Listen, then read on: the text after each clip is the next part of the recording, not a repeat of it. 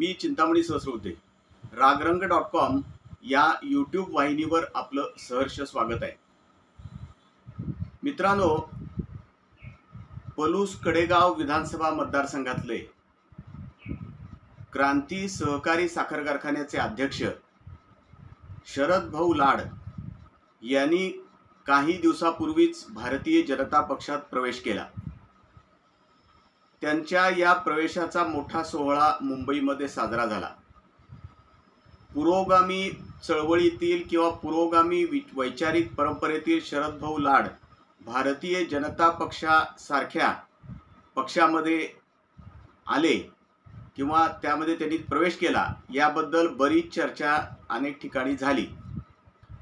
या शरद भाऊ लाड यांच्या येण्यानं भारतीय जनता पक्षाची पलूस कडेगाव विधानसभा मतदारसंघात तसंच सांगली जिल्ह्यात ताकद किती वाढणार याबद्दलही चर्चा मोठ्या प्रमाणावरती झाली.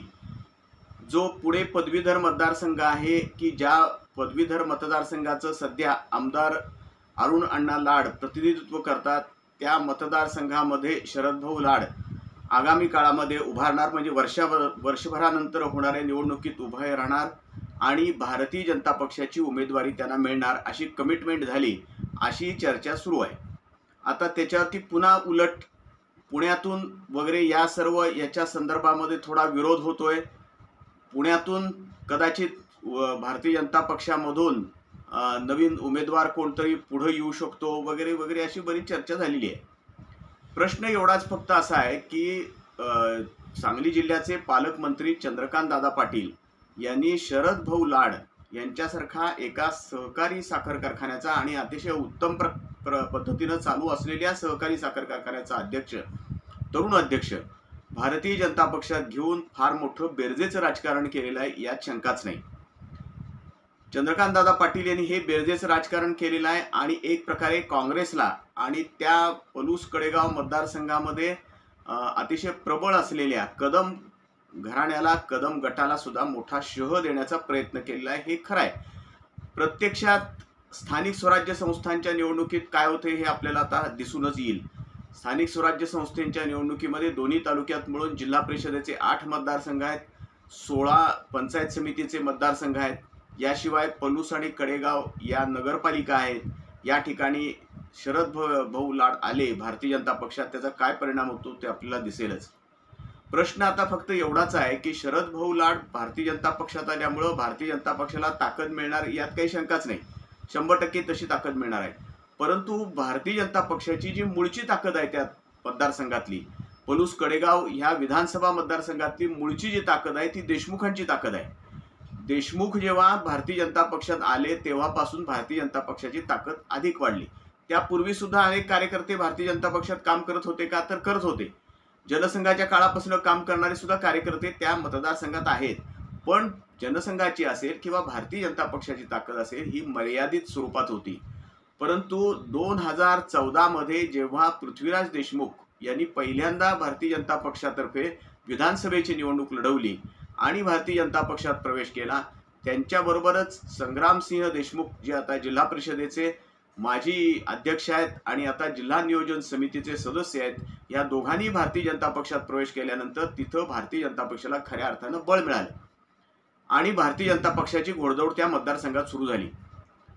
या दोघांच्या म्हणजे पृथ्वीराज देशमुख आणि संग्रामसिंह देशमुख, ह्या देशमुख घराण्याची जी ताकद आहे ती गेल्या काही दिवसामध्ये त्यांच्यातल्या दुराव्यामुळं, त्यांच्यातल्या भांडणांमुळं, त्यांच्यातल्या भाऊबंदकीमुळं काहीशी दुरावल्यासारखी झालेली आहे, विभागली गेलेली आहे. त्यामुळं शरद भाऊ लाड भारतीय जनता पक्षात आले हे खरं आहे, पण देशमुखांचं काय, देशमुखांच्या शक्तीचं काय, दुभंगलेल्या शक्तीचं काय, असा प्रश्न साहजिकच तिथं निर्माण होतो. आपल्याला माहीत आहे की या मतदारसंघामध्ये देशमुख येण्यापूर्वी सुद्धा यांना मोठी टक्कर काँग्रेसला तिथं टक्कर दिली गेलेली आहे. अपक्ष उमेदवार म्हणून सुरुवातीला अगदी 1995 साली अपक्ष उमेदवार म्हणून त्या मतदारसंघामध्ये माजी आमदार कैलासवासी संपतराव अण्णा देशमुख यांनी विजय मिळवलेला होता. त्यावेळेला अर्थातच थोडीशी शिवसेना भाजप युतीची थोडीशी लाट होती. अपक्ष उमेदवार म्हणून त्यांनी उभारलेले असले तरी सुद्धा त्यांना त्या मतदारसंघातला भारतीय जनता पक्ष आणि शरद म्हणजे लाड जो गट आहे, कुंडलचा संपूर्ण लाड गट आहे, जी.डी. बापू लाड क्रांती अग्रणी यांची ताकद त्यांना मिळालेली होती, अरुण लाड यांची ताकद त्यांना मिळाली होती आणि संपतराव अण्णा देशमुख विजयी झालेले होते. परंतु त्या एकूण त्यानंतर पुन्हा 97 सालच्या पोटनिवडणुकीमध्ये पृथ्वीराज देशमुख सुद्धा विजयी झाले.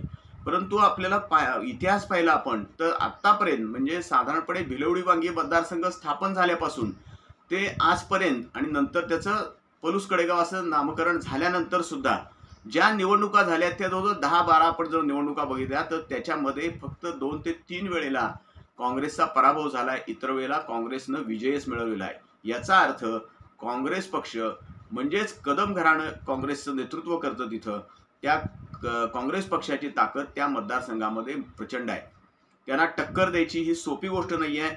यापूर्वी सुद्धा दोघांनी मिळून म्हणजे इकडनं पलूस तालुक्यातून लाड आणि तिकडून देशमुख अशी मिळून लढत दिली तरी सुद्धा काँग्रेसला हरवणं इतकी सोपी गोष्ट नव्हती. आता तर असं झालेलं आहे, शरद भाऊ लाड आलेत भारतीय जनता पक्षामध्ये, परंतु देशमुखांच्यामध्ये 2 फळ्या पडल्यामुळं आणि त्या दोघांच्यामध्ये अगदी टोकाचे मतभेद निर्माण झाल्यामुळं, संग्रामसिंह देशमुख आणि पृथ्वीराज देशमुख यांच्या टोकाचे मतभेद निर्माण झाल्यामुळं ही ताकद विभागली गेलेली आहे, दुभंगली गेलेली आहे. त्यामुळं ही एकत्र ताकद भारतीय जनता पक्षाची कशी उभी राहणार काँग्रेससमोर हा खरा प्रश्न आहे. त्याचा फैसला आपल्याला स्थानिक स्वराज्य संस्थांच्या निवडणुकीतच येणार आहे. उमेदवारी वाटपावरूनच समजा मुळातच देशमुखांच्या देशमुखांच्या 2 फळ्यामध्येच वाद झाला तर शरद भाऊ लाड हे भारतीय जनता पक्षाची ताकद त्यांनी किती वाढवली तरी सुद्धा ते किती पुरणार त्या शक्ती पुरवायला हा सुद्धा खरा प्रश्न येणार आहे. शेवटी आपल्याला आतापर्यंत असं दिसलेलं आहे की जेव्हा असा दुभंग होतो, 2 गट पडतात कोणत्याही घरामध्ये, तेव्हा त्यांच्यामध्ये शक्ती पूर्णपणे विभागली जाते आणि विरोधकांचा फायदा होतो. हा आतापर्यंतचा इतिहास आहे. त्याच्यामध्ये आतापर्यंत कधीही असं झालेलं नाही की 2 गटामध्ये वाद झालाय आणि त्या दोन्ही गटांपैकी एखाद्या गटाचा फायदा झालाय, असं कधी होत नाही.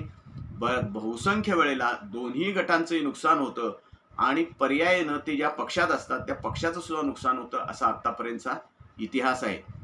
सांगलीमध्ये आपण पाहिलेलं आहे. सांगलीमध्ये एका घराण्यामध्ये एवढा वाद विकोपाला गेला की त्या घराण्याचं अत्यंत नुकसान झालं. त्या घराण्याकडे एकेकाळ असा होता की मुख्यमंत्रीपद महाराष्ट्राचं चालून येईल अशी परिस्थिती होती. म्हणजे लोकनेते वसंतराव दादा पाटील यांच्यानंतर सुद्धा मुख्यमंत्रीपद आलं असतं, किमान अतिशय वजनदार अशी मंत्रिपद ह्या घराण्याला मिळाली असती.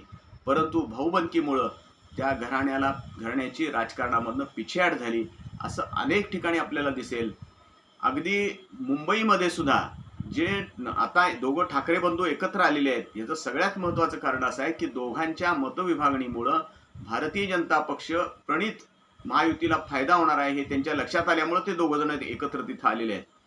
2009च्या विधानसभेच्या निवडणुकीमध्येच भारतीय जनता पक्ष आणि शिवसेना युती सत्तेवर यायची परिस्थिती निर्माण झालेली होती. परंतु त्यावेळेला मनसे ही स्थापन होऊन 2-3 वर्ष झाली ती आणि मनसेनं अतिशय ताकदीनं त्यावेळेला निवडणुका लढवल्या. त्या परिणामी मनसेचे 13-14 आमदार निवडून आले आणि भारतीय जनता पक्ष विशेषतः शिवसेनेला मुंबईमध्ये आणि मुंबई परिसरामध्ये फार मोठा फटका बसलेला होता आणि पुन्हा एकदा काँग्रेस राष्ट्रवादीचं सरकार महाराष्ट्रामध्ये स्थापन झालं. तर म्हणजे महाराष्ट्र नवनिर्माण सेना वेगळी लढली तर शिवसेनेला फटका बसतो, भारतीय जनता पक्ष शिवसेना युतीला फटका बसला आता हे सिद्ध झालेलं आहे.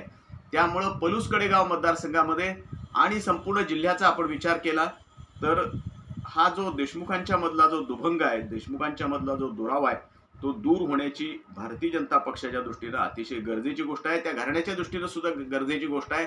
संग्रामसिंह देशमुख आणि पृथ्वीराज देशमुख हे दोघंही जण अतिशय मातब्बर असे नेते आहेत. त्यांनी संपूर्ण मतदारसंघाचंच नेतृत्व केलं असं नव्हे तर जिल्ह्याचं नेतृत्व सुद्धा केलंय. जिल्हा परिषदेचे अध्यक्ष म्हणून संग्रामसिंह देशमुख यांनी नेतृत्व केलंय. पृथ्वीराज बाबा देशमुख यांनी सांगलीचे भारतीय जनता पक्षाचे सांगली जिल्हाध्यक्ष म्हणून अतिशय उत्तम कामगिरी केलेली आहे. परंतु आत्ताची जी परिस्थिती आहे त्यामध्ये त्यांची दोघांची ताकद विभागली गेलेली आहे आणि त्याचा फटका त्या दोघांनाही बसणार आहे, त्या घराण्यालाही बसणार आहे आणि खुद्द भारतीय जनता पक्षाला सुद्धा बसणार आहे, यात शंका नाही. शरद भाऊ आल्यामुळे जी बेरीज होतीये ती या दोघांच्या मधल्या दुभंगलेपणामुळे वजाबाकी होती काय अशी परिस्थिती तिथं होऊ शकते. याकरता पालकमंत्री चंद्रकांतदादा पाटील आहेत किंवा मुख्यमंत्री देवेंद्र फडणवीस आहेत, की जे मुख्यमंत्री देवेंद्र फडणवीस आणि पृथ्वीराज देशमुख असतील किंवा संग्रामसिंह देशमुख असतील, पालकमंत्री चंद्रकांतदादा पाटील आणि हे दोघं जण आहेत, यांचे अतिशय चांगले संबंध आहेत. संग्रामसिंह देशमुख आणि पृथ्वीराज देशमुख यांच्याबरोबरही चंद्रकांतदादा पाटील यांचे अतिशय सौहार्दपूर्ण असे संबंध आहेत. तर हा दोघांच्या मधला दुरावा संपवण्यासाठी पुढाकार तातडीनं घेण्याची गरज आहे. तरच तिथं बेरजेचं राजकारण त्या मतदारसंघामध्ये होऊ शकतं. अन्यथा काँग्रेसची ताकद तिथं आणखी वाढली आहे असं आपल्याला दिसून येईल. धन्यवाद. आमचं हे रागरंग.com ही जी यूट्यूब वाहिनी आहे ही आपण लाईक करा, शेअर करा आणि सबस्क्राईब करा. नमस्कार.